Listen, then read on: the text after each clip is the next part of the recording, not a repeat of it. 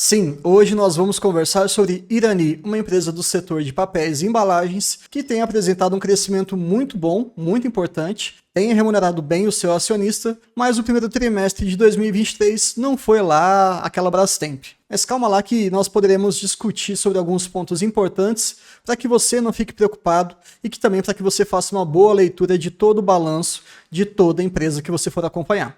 Vamos lá então?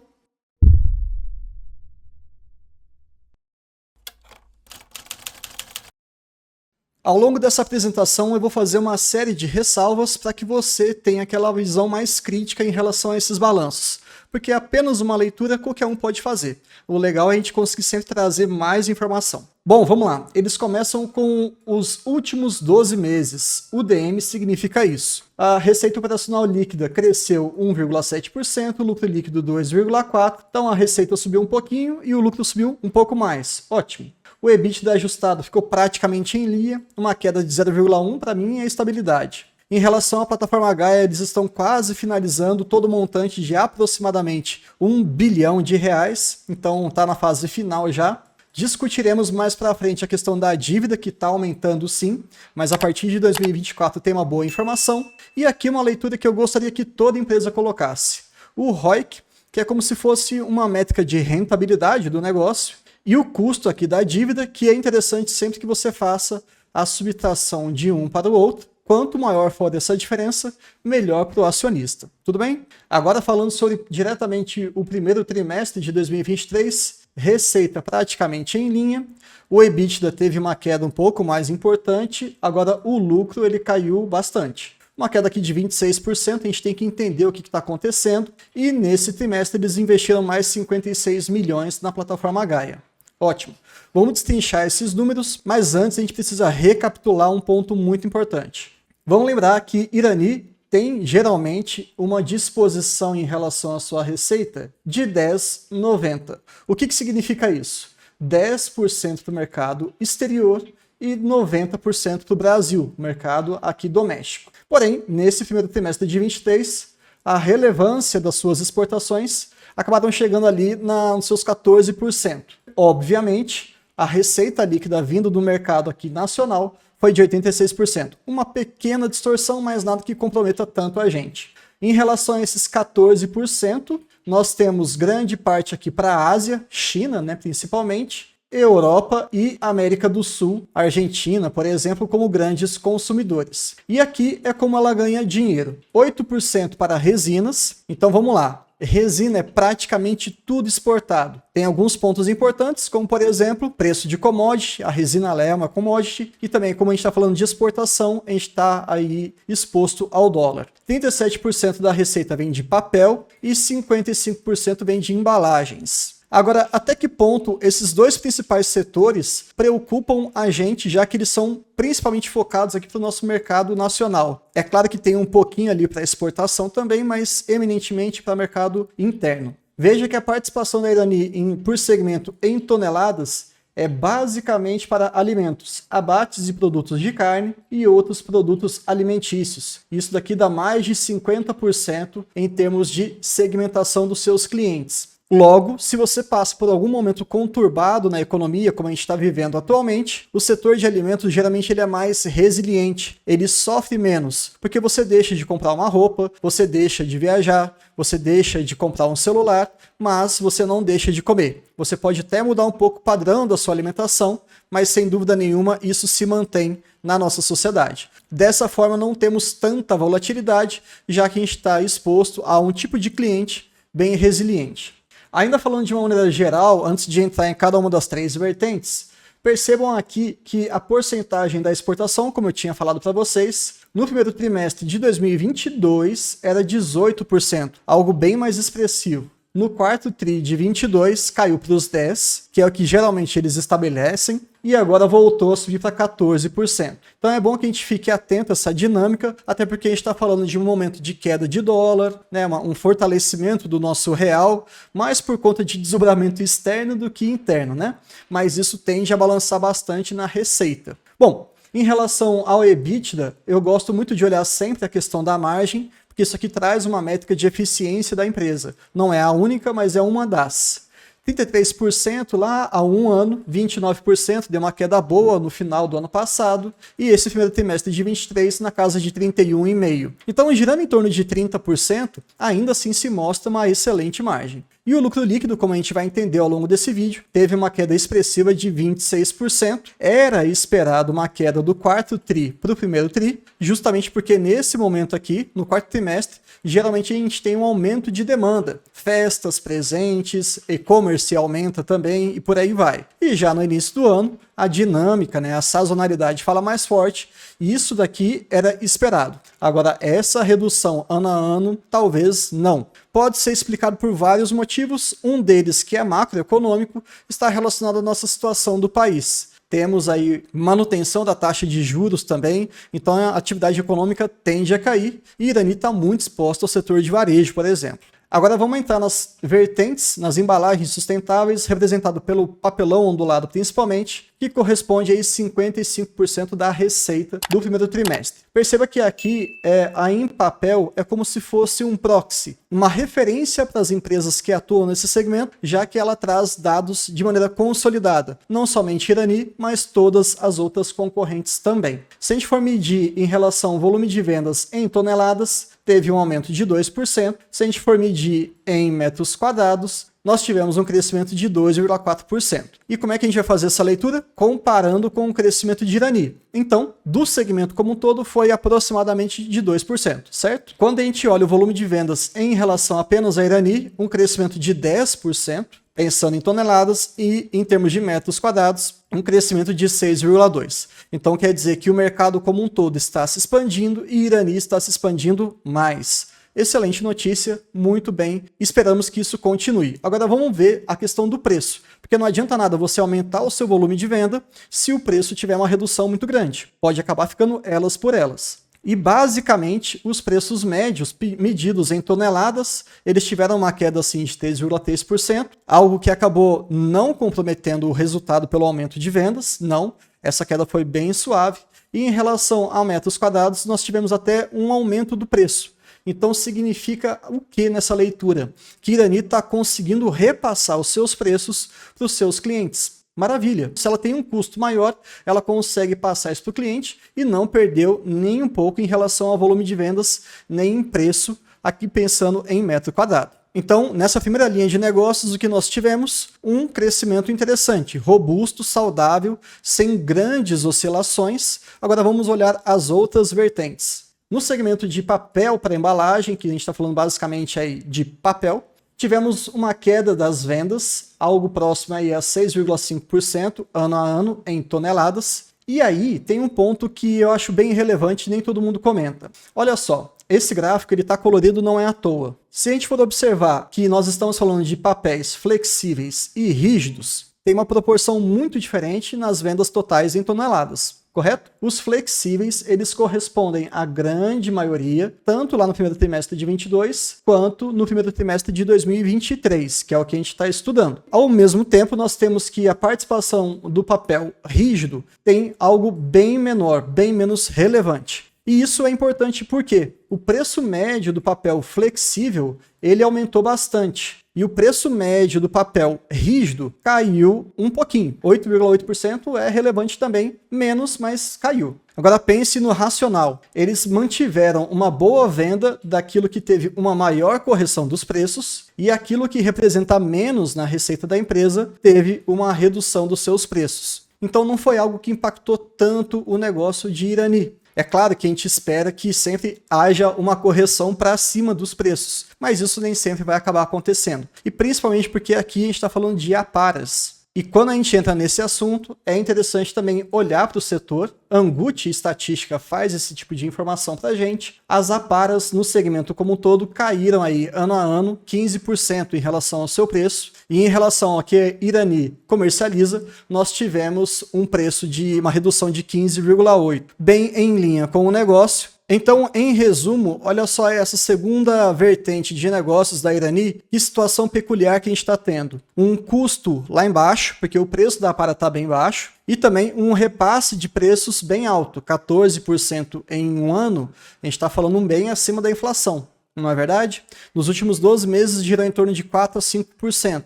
E a Irani subiu, pelo menos da parte flexível, quase 15%. Você percebeu que a margem ela está muito forte? O que a gente espera? Que isso se mantenha ou diminua? Naturalmente a gente vai ver, a gente pode enxergar uma pequena redução dessa margem, desse grande gap da venda e do custo. Não é algo que preocupa a gente. Foi sim uma informação que favoreceu o resultado de Irani, mas também não se anime achando que isso vai acontecer sempre, tá bom? E falando agora da última vertente, que é a parte de resinas, representando 8%, e lembrando que isso aqui é basicamente exportação. Tivemos uma redução ano a ano de 4%. Olhem como essa questão sazonal muda muito. Se você for olhar o quarto trimestre de 22 para o primeiro tri de 23, nós tivemos um aumento aqui de volume de 75%. Muito sazonal, muito discrepante. Nesse caso é legal olhar ano a ano. Então, uma pequena redução. O preço médio do breu teve uma queda expressiva de menos 37% e o preço médio da terebentina também uma redução muito forte de 35%. A gente tem que lembrar que isso aqui muito tem a ver com a dinâmica internacional. E o que pode explicar essa dinâmica, tá, de preços? Vamos lá. Primeiro trimestre de 2022, o dólar estava 5,40. Então, exportar era muito bom porque a gente conseguia trazer bastante dólar para cá, que era convertido numa boa quantidade de reais. No primeiro trimestre de 2023, dependendo da época em que você pega o valor, estava girando em torno de R$5. Essa queda expressiva do dólar, ou seja, essa depreciação do dólar, tende a impactar muito empresas que exportam. Logo, como o volume ficou bem em linha, uma pequena queda de 4%, você reduz um pouco o volume, mas o câmbio foi muito distorcido jogando contra a empresa, ou seja, nesse caso, favoreceu o real,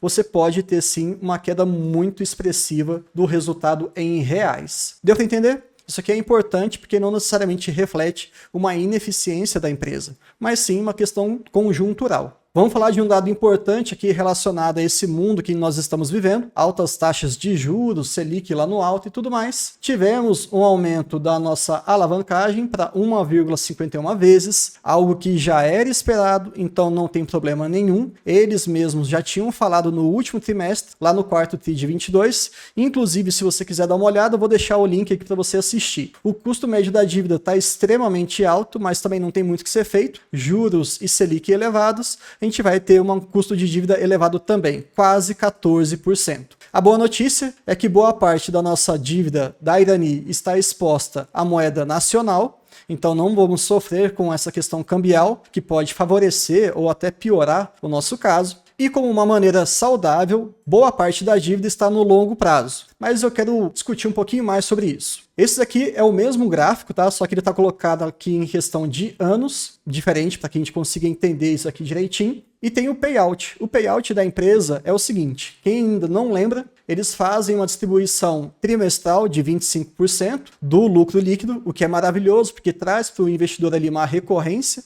A cada 3 meses você recebe um pingado de Irani. Porém, se eles fecharem a dívida líquida pelo EBITDA, ou seja, a alavancagem estiver menor que 2,5 vezes, eles distribuem mais 25% do lucro líquido do ano. É um pouco confuso, mas entendo o recado. Se a empresa estiver com uma boa saúde financeira, ela vai dividir com você, acionista, 50% do lucro anual. Se não estiver muito bem, ela vai distribuir 25%. E, sinceramente, faz muito sentido, né? Porque se ela estiver precisando de dinheiro, eu prefiro que ela não distribua tanto para o acionista, mas se recupere, para que depois, nos momentos de vacas gordas, eles consigam distribuir 50% do lucro. Então, tá tudo certo, tá longe dessa métrica aqui. E já trazendo para vocês uma informação extra, eles esperam para o ano de 2024, ou seja, o ano que vem, eles esperam uma queda muito forte dessa alavancagem. Tendemos a subir ou a continuar em linha ao longo desse ano de 2023, 1,5, 1,7, 1,3 vezes, mas a partir de 2024, quando a gente finalizar praticamente todos os investimentos na plataforma Gaia, nós teremos ali entrando também em operação essas construções, esses investimentos. É um momento muito favorável para o acionista, redução de alavancagem e aumento de receita. Então 2024 tende a ser um bom ano. Esse é aquele gráfico que eu citei para vocês no início sobre a diferença entre a rentabilidade do negócio e o custo da dívida. Tem aqui alguns detalhes para a gente poder corrigir, mas entendam que esse gap, essa distância entre essas duas linhas, ela é muito importante para o acionista. Quando nós temos momentos aqui menores, como no quarto TRI de 2020, percebam que estava ali 12,6 menos 6, estava dando aqui uma diferença de 6%. Quando você olha agora de 22,8 para 9,1, a gente está falando o quê? De algo próximo a 13%? Ótimo. Essa métrica, cada vez maior ou quanto maior, ela é muito agradável para os seus investidores. Já esteve aqui, no primeiro TRI de 22, na casa dos seus 15%. Mas vamos dar segmento a isso aqui, até porque ele é sazonal. Quando nós temos muitos investimentos, você tende a diminuir essa curva, e quando você realiza esses investimentos, eles começam a trazer resultados, essas curvas tendem a se afastar novamente. Tudo dentro do controle. Sobre o programa de recompra de ações, eu tenho uma informação bacana para trazer para vocês. A primeira coisa qual que é a premissa de uma empresa que recompra as suas próprias ações? O primeiro recado plausível, e não é confirmado, tá? Mas é o mais plausível, é que ela enxerga que o preço que o mercado está pagando não é algo que reflita o valor real da empresa. Então, olha, eu sou o dono da empresa, ou eu sou a própria empresa, e eu acho o seguinte, vocês estão pagando aí R$ 8,50 pela minha ação. Eu acho que ela vale pelo menos uns 10. Então, um dos movimentos factíveis é que ele faça um programa de recompra, porque se ele compra as próprias ações no mercado, ele é uma forma de remuneração ao seu acionista indireta, porque ao recomprar, e se porventura eles cancelarem essas ações, que é um movimento não tão incomum nas empresas listadas na bolsa, a sua participação aumenta. Bruno, não entendi. Vamos supor que você tenha uma ação de Irani e nós tenhamos ali no mercado 100 ações em circulação. Maravilha? A empresa vai lá e compra 20 ações. E ela pega essas ações depois do programa de recompra e decide cancelar. Ainda não foi esclarecido sobre essa questão de cancelamento, tá? Mas é um movimento comum. E ela cancela as 20 ações. Você continua tendo uma, porém agora você tem uma sobre 80, que é uma participação muito maior do que uma sobre 100, como era anteriormente. Então, sem você fazer absolutamente nada, você tende a ter uma fatia maior da empresa. Entendeu a dinâmica? É uma remuneração indireta muito bacana. Vamos ver se eles vão fazer a recompra e depois o cancelamento. Eles já atingiram aí 44% da meta que foi estabelecida lá em 2022. Agora eu tenho que fazer alguns adendos antes de a gente entrar na parte final, que é sobre o preço da ação, que está circulando essa imagem na internet, principalmente no Twitter. E aqui você percebe as ações que estão em circulação. Perceba que esse gráfico, ele começa nessa altura aqui e acaba aqui, de 2020 até 2023. Visualmente falando, qual que é a impressão que a gente tem? Pô, essa coluna aqui é a metade dessa coluna. E se eles estão falando aqui sobre ações em circulação, quer dizer que a empresa está recomprando tanta ação assim? Caímos pela metade a quantidade? Então, interpretação errada, gráfico feito de maneira muito enviesada. Eu não gostei. E eu vi esse gráfico em vários perfis de analistas e de algumas pessoas ligadas a algumas casas de análise. Isso é complicado para aquele pequeno investidor, porque ele teve uma interpretação muito simples, porque ele não olhou esse eixo aqui, ó. A gente não começa esse gráfico no zero, a gente começa em 234. Bruno, não estou entendendo, está muito complicado. Calma, olha só, eu melhorei esse gráfico aqui para você. Esse e esse são idênticos. Só que a diferença é que esse gráfico daqui de cima, ele é apenas essa porção aqui, ó. Então, esse zoom, né, essa ampliação que eles fizeram nesse gráfico aqui de cima, que é o que está circulando, você acaba tendo uma falsa impressão de que as ações em circulação caíram pela metade. E isso não aconteceu. Na realidade, não mudou quase nada. Ficou muito, muito estável. Aquela recompra de tantos milhões de ações, etc., que estão acontecendo, não mexeram na base como um todo de uma maneira tão grande assim. Porque senão o investidor olha isso aqui e fala assim, putz, estou muito bem nessa empresa, mas calma. Né? Geralmente processos de recompra eles são bem suaves e eles acontecem em torno de 18 meses, 1 ano e meio. A gente não viu nenhuma alteração significativa aqui. E era esse o recado que eu queria passar para vocês. Sempre sejam muito críticos com as imagens, principalmente com o gráfico. Não é tão fácil de fazer a leitura. Esse exemplo aqui estava começando com 234 na sua base. E no gráfico que eu trouxe para vocês, começou em 0. É onde fica mais fidedigna a nossa interpretação. Mas antes de continuar, vamos trazer uma informação bem exclusiva para vocês. Quando você entra no site Fundamentos, ele apresenta para você o compilado de movimentos que a empresa fez nos últimos meses. Tem um documento na CVM que se chama 358. Se você quiser entender como é que isso funciona, como é que você faz a busca, eu vou deixar um vídeo aqui para vocês em que eu abordo esse caso em relação ao Santander. Mas, de qualquer maneira, vamos direto ao ponto aqui. Percebam que esse gráfico ele vai mostrar as vendas e as compras realizadas por pessoas ligadas à empresa, seja diretoria, conselho fiscal, conselho administrativo, né? Então aqui você tem uma visão de pessoas que entendem ou que vivenciam um pouco mais da Irani. E até mais ou menos ali o maio de 2002, nós tivemos alguns movimentos bem atípicos, né? Bem raros, na verdade. Uma pequena venda lá em 2021, depois algumas compras, algumas vendas, mas nada muito expressivo. O que me chamou muita atenção? A partir do mês 7 de 2022 até a atualidade, eles estão vendendo pra caramba, tá? É claro que em cada momento aqui eu estou mostrando apenas a quantidade. A gente teria que verificar mês a mês qual que foi a cotação, né, o valor médio, para que você chegue no montante. Mas eu dei uma olhadinha e pode ter certeza que a maioria das vendas aqui, na verdade, foram em milhões de reais.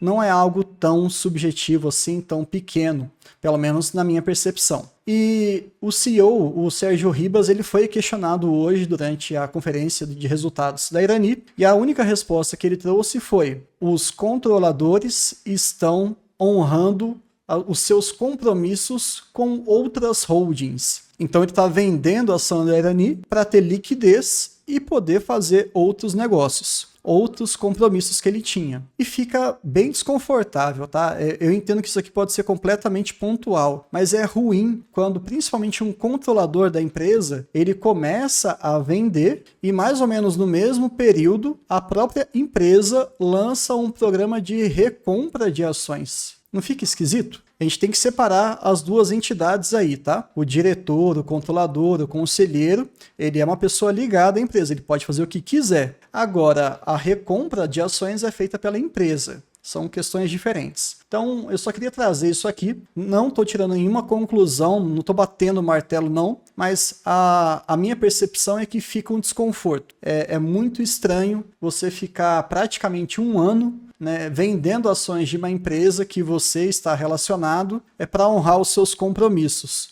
Falta de planejamento pessoal? Alguma jogada de oportunidade? Às vezes pode ser também, né? Alguma oportunidade muito boa em outro negócio que ele está fazendo, uma falta de perspectiva em relação ao Irani, não dá para saber. Eu deixo essa conclusão para vocês, mas é importante ser transparente nesse quesito. Mudaram muito o comportamento aqui em relação às movimentações das pessoas relacionadas ou ligadas à empresa. Mas vamos continuar com o vídeo. Esse é um outro ponto que eu queria falar com vocês, que eu fiquei um pouco incomodado. É a minha única crítica real para a Irani nesse trimestre, que é o seguinte: eles estão anunciando que nos últimos 12 meses, você já aprendeu o DM, últimos 12 meses, eles entregaram 66 centavos por ação, o que dá para eles, né, 9,75% de dividend yield. Isso não é real, tá? Infelizmente, isso não condiz com a realidade. Por quê? Quando a gente for fazer um dividend yield nessa métrica, a gente tem que saber qual que é o preço que o cidadão está considerando nessa conta. Porque vocês sabem que o dividend yield é igual o dividendo entregue, certo? Dividido pela cotação. Então, como nós temos uma cotação aqui muito antiga, você acaba tendo um dividend yield muito elevado. Bruno, não estou entendendo. Eles estão considerando aqui, nessa conta, a ação custando R$ 6,80. E isso foi no dia 31/3 de 2022, há um ano. Algo muito diferente do que é hoje. Tá 8,65. Então, na realidade, a conta real não está em 9,75. O dividend yield, pegando os preços de hoje, que é o que vai importar para a gente, está na casa de 7,66%.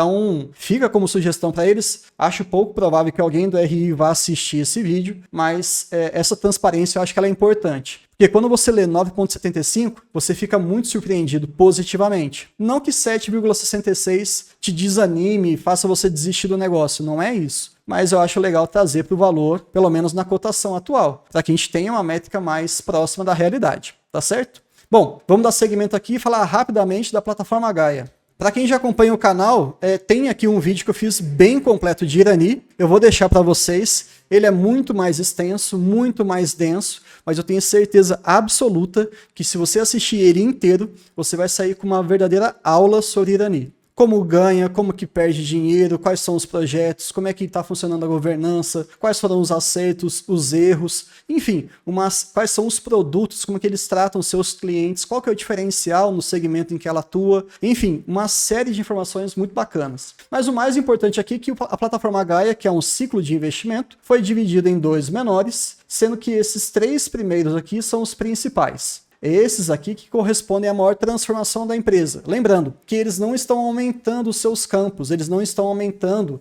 as suas áreas de indústria, eles estão aumentando a sua eficiência, o que é maravilhoso. Tá? Então, máquinas estão sendo substituídas, processos estão sendo otimizados e até uma questão de verticalização do negócio, porque eles estão buscando a autossuficiência energética, o que no mundo atual é uma excelente estratégia de negócio. E aqui, de maneira então resumida, eles colocam que é esperado ali só com Gaia 1, um dos 10 projetos, um aumento de produção de 29% de celulose, e com o Gaia 2 eles esperam um aumento de 23% na produção de papelão ondulado. E quando eu tinha mencionado a questão de geração de energia, Gaia 1, Gaia 4 e Gaia 5, aumento de 56% de geração de energia, aumento de 10% e aumento de 33%. Somando tudo, a gente chega aqui em 100%. Tudo bem? E para fechar essa questão da plataforma Gaia, vamos falar aqui sobre os investimentos. O investimento bruto ali